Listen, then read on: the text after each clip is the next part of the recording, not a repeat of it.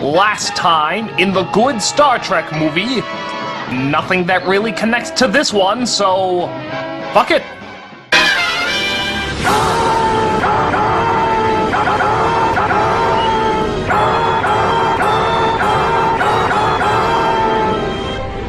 And now the Next Generation team takes over the plots that don't make sense. This is Star Trek Generations.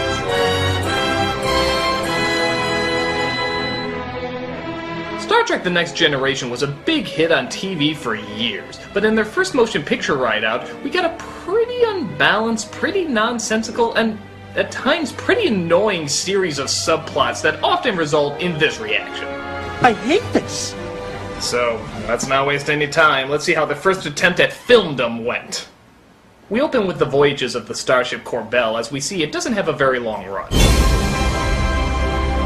It's actually christening the new Starship Enterprise, as retired Captain Kirk and whichever cast members would work for scale show up to give their blessing. I just want you to know how excited we all are to have a group of living legends with us on our maiden voyage. I remember reading about your missions when I was in grade school. Oh, really? You're my hero. I'd like you to meet the helmsman of the Enterprise B, Ensign Demora Sulu. It's a pleasure to meet you, sir. My father's told me some interesting stories about you. Yes! Like how he originally wanted to be the captain of the Excelsior in Star Trek 2, but you wouldn't let him. How you didn't show up to Gene Roddenberry's funeral, that was pretty douchey. And how you're just an all-round great big prick. It's a fascinating read. When did he find time for a family? Finding retirement a little lonely, are we? You know, I'm glad you're an engineer. With tact like that, you'd make a lousy psychiatrist.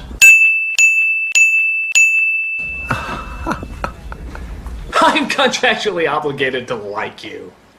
So as they go out on their first trip just for a routine test run, there's, say it with me now, a distress call. They're the only ship in range, and they don't have the proper necessities, but they're going anyway. I have trained you well.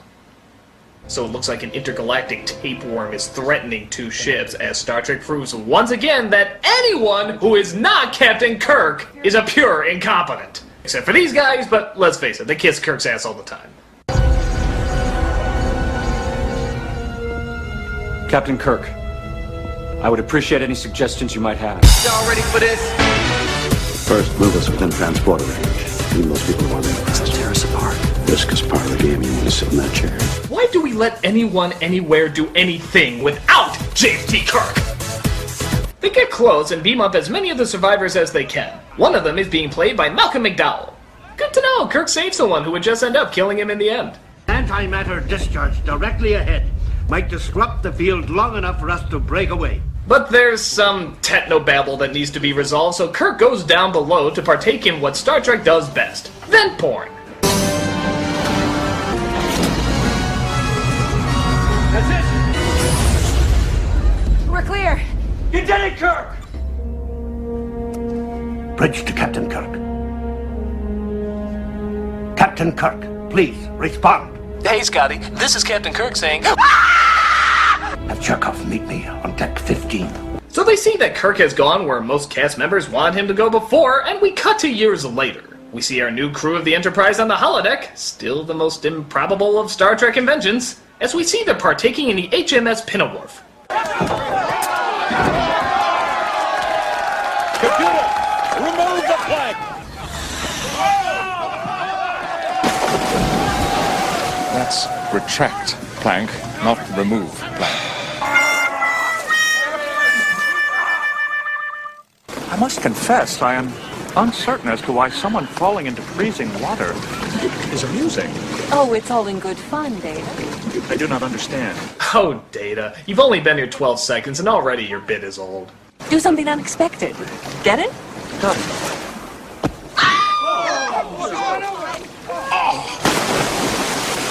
That was not funny. Oh no, you want unfunny? Wait until he gets the emotion chip. That's right, there's an emotion chip in this movie, a device that, well, is pretty much humanity in a hunk of metal, which Data now feels he has to put in, seeing how he did the unspeakable crime of pushing someone into water. So yes, you could say that his growth spurned from getting a woman wet. But Captain Picard then finds out some devastating news that he decides to keep from most of the crew. Looks like the observatory took quite a beating. Will you begin an investigation? I'll be in my ready room. Sir, Make it so. just do it! Boy, dodging responsibility, being totally emotional and illogical? He's acting like a real boss. But they do find one survivor, though, Malcolm McDowell's character, who we saw years before. Soren. Dr. Tolian Soren. What, no Lord of the Rings clip? What? You mean for the 4 years I've been doing this show, I played every single clip from the Lord of the Rings movies? Well, great, now what am I supposed to do? Oh, you ever notice how the Sauron here sounds like the Sauron from the X-Men comics that was only around very briefly? Don't know how many of you remembered that. You'd have to be pretty hardcore to get that reference. But that's not important. We have Data's annoying emotion chip to exploit. I believe this beverage has produced an emotional response. Well, it looks like he hates it. Oh, yes! I hate this! It is revolting! More? Please. Well, I guess it wasn't too bad as long as they don't exploit it anymore. No, Geordie, I have not. Open sesame! Yeah, they go on with this for a while. Very funny, Mr. Tricorder. I love it! I cannot help myself! Okay, did someone slip him the Rob Schneider chip? Because I swear, I'm ready to smack him! Just see if you can help me get these panels open, will you? Make it so. Okay, somebody please up the badassness of this movie. Thank you, McDowell! So Sauron fights for his research and Data chickens out because of the emotion chip. But a Klingon ship appears and beams him out, while also attempting to kidnap Geordi. Yeah, I know, big shock. Geordi gets kidnapped in Star Trek. I'm sure they put him in a holding cell with Robin, April O'Neil, and Princess Peach. They start a poker game in every dungeon. But while that's going on, we do find out why Picard is so bummed out. You never met my brother and his wife, did you? No. Robert. So opinionated. So very gentle. What's happened? Burned to death in the fire.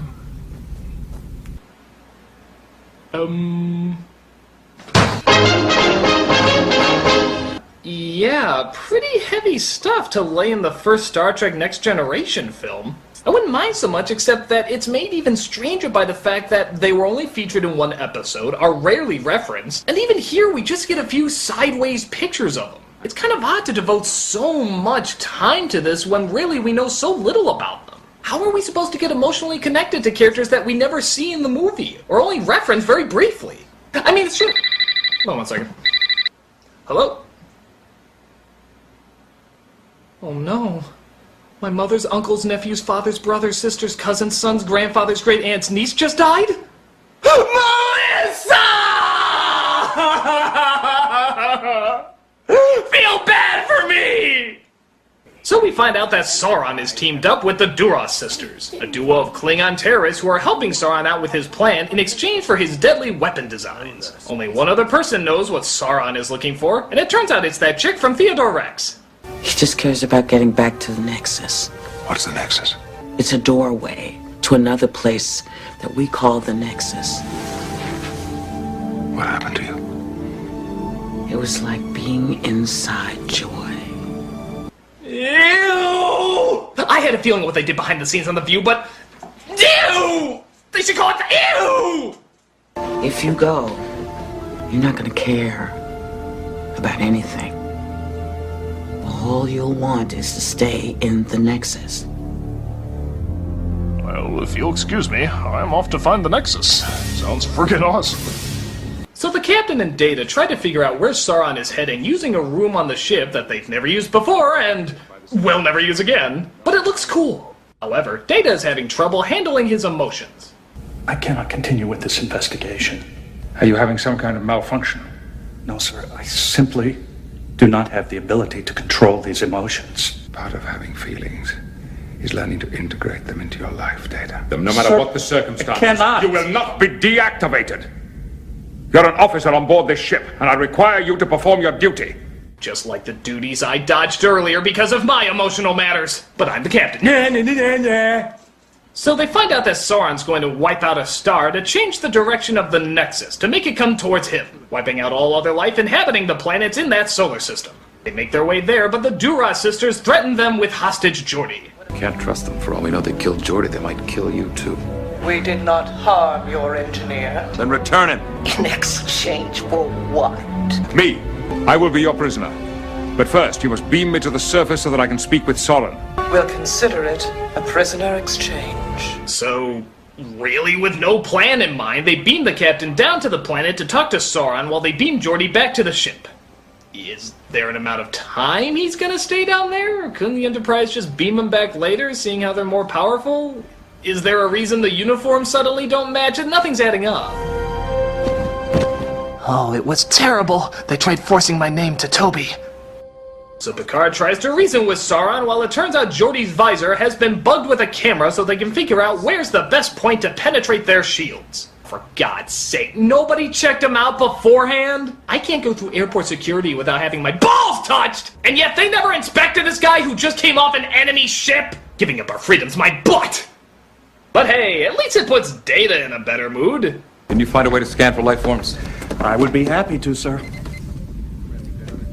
I just love scanning for life forms. Life forms. You tiny little life forms.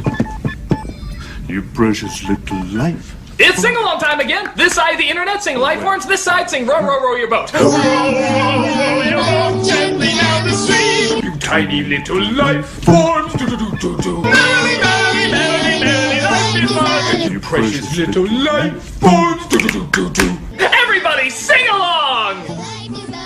I said sing along! I'm not continuing the review unless you do! Yeah, what are you gonna do? Cut the commercial? Dicks. So it seems Sauron has placed a force field around his missile that's going to blow up the star. Here's an idea. Why don't you beam him inside the force field? That shouldn't be too hard. Number 1. Thank you! But he still tries to talk him out destroying the star in order to get to the Nexus. In the end, time is going to hunt you down. It's part of the truth of our existence. What if I told you I found a new truth? You know, Sauron, I think you're making it more complicated than it needs to be. Blowing up stars, killing people, destroying planets. You know where the Nexus is going. Couldn't you just save up your money and be like, shuttle please? My God, that was easy. Hello, Nexus, how are you? Yay! Is everyone's common sense in the Nexus too? But the sisters figure out how to penetrate the shields and attack the Enterprise, who quickly tries to look for a way out. Effective plasma coil be susceptible to some sort of ionic pulse. Perhaps. Yes.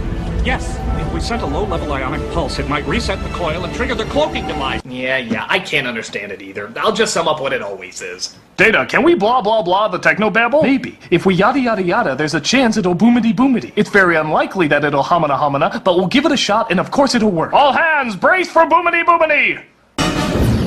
So they pull off the homina homina, and the sisters are now defenseless. Roll the explosion from Star Trek 6 to save money. Engage! Now partake in a funny line for the trailer. Yes! And we have our McDonald's commercial. Yes! McDonald's Star Trek meal available for your kids now. So Sauron continues to listen to Picard pester him. Hey, here's an idea. Lower the force field and shoot him. But he does eventually find a way through and try to stop him. Yeah, you know what you should have done? Lower the force field and shoot him. But even bigger problems are happening. The ship was hit bad and they have to separate the Enterprise in order to survive. Yes, be sure to move the children you always bring on this constantly attacked ship of peace. You know, if I so much as heard a Klingon say a bad word, I'd take my kid off. But in hindsight, we do see the real tragedy in all of this chaos. The little girl's bear! No! Oh, she doesn't go back for it. We never see it again. It's not even referenced. They just felt it was really important to show that a little girl lost her bear. Oh, the bear-manity. Oh my god, there he goes! There goes the bear! Oh my god, goodbye, bear, goodbye! Oh, the casualties of war! We'll bury him next to Balzac. Now, to be fair, the ship separating is not only a cool scene, but it also leads to one hell of an awesome crash. These are some of the best effects in Star Trek history.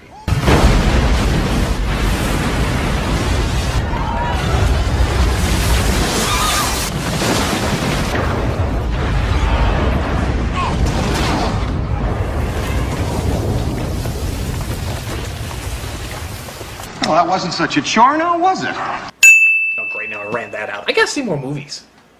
But Sauron does destroy the star, and the Nexus comes right at him and Picard.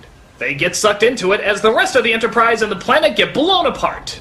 We then see that the Nexus is, in fact, Patrick Stewart doing another rendition of Christmas Carol? Oh, come on, guy, the tickets aren't selling anymore. Love you, Father. Love you. No, it turns out the Nexus brings to life whatever your deepest dream is. And Picard's is that his family is back to life and totally happy. But a shadow, whatever that means, of Whoopi Goldberg is there to tell him that it's not all real and that he has a chance to still go back and save everybody. Well, as I said, time has no meaning here. So if you leave, you can go anywhere, anytime.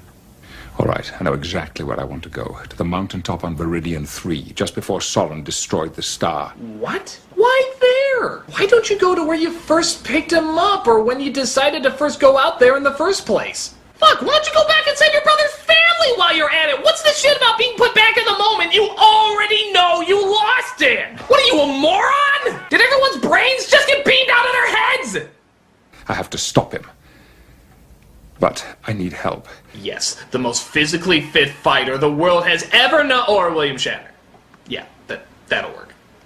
I'm wondering, do you realize... Hold on a minute. Do you smell something burning? By the way, I know a great place that does toupees. Looks like somebody was trying to cook some eggs. It's all right. It's my house. At least it used to be. I sold it years ago.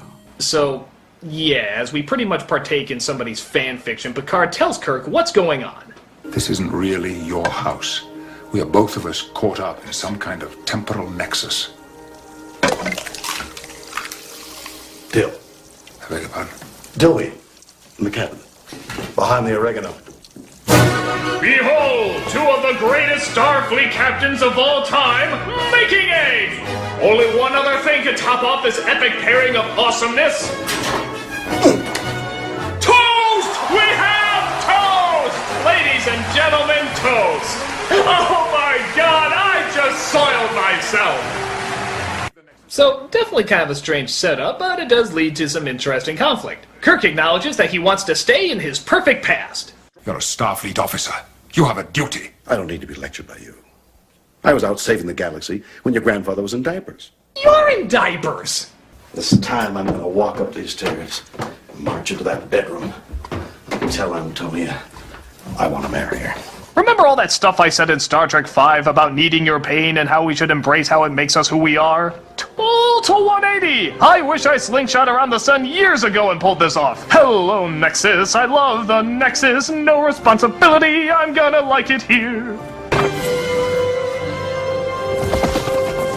Kirk starts to realize just how unreal everything is, and that no fear and no remorse is not always such a hot thing. Because it isn't real. Come back with me. Help me stop Sauron. You know, if Spock were here, he'd say that I was an irrational, illogical human being for taking on a mission like that.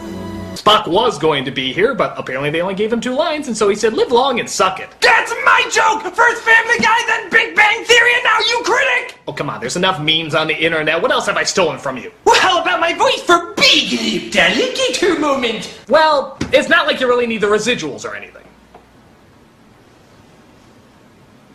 Got me there. So Kirk and Picard go back and try to stop Sauron together. You do realize that if you never go into the Nexus, you'd never be able to come back and do this properly. And here's another thing. It looks like things are going awry. Why don't they just let Sauron continue with his plan and let the Nexus hit him? They can just go back and try it again, can't they? Hell, they can do this for all eternity if they wanted until they get it right. It's not like anything of major importance is lost this time around. Just Captain Kirk.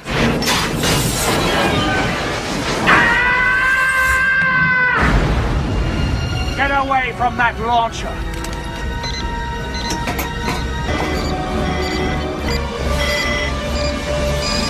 I just wanted to go to the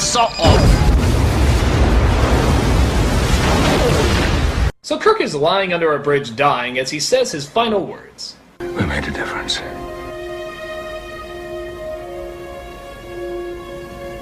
Oh my.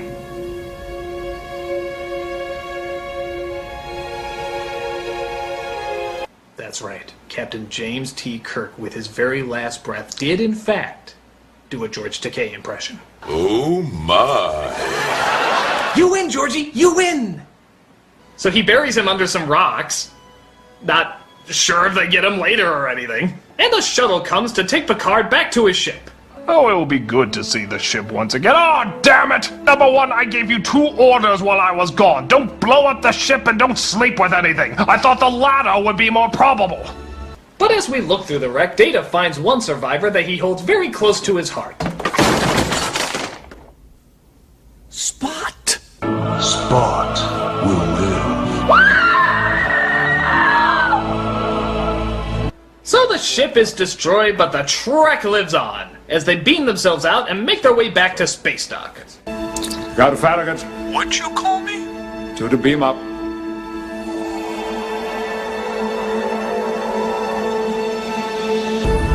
By the way, did I tell you I met Jim Kirk? What? Yeah, he's under a bunch of rocks. Geeks are gonna complain about it for years. So that's Star Trek Generations. It makes no sense. And that really is the biggest problem of all. I can overlook some of the annoyances as it does have some real good powerhouse scenes later, but the plot threads are so nonsensical that it really does distract. It's all over the place. Some parts are good, some parts are bad. I'm glad I saw it, but it could have been a hell of a lot better. But hey, on the plus side, Star Trek month is almost over! I have only one Star Trek movie left to review! Do you know what that means?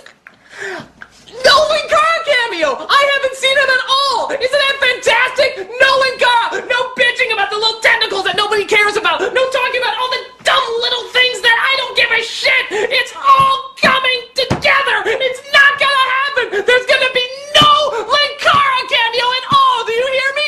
No Linkara cameo at all!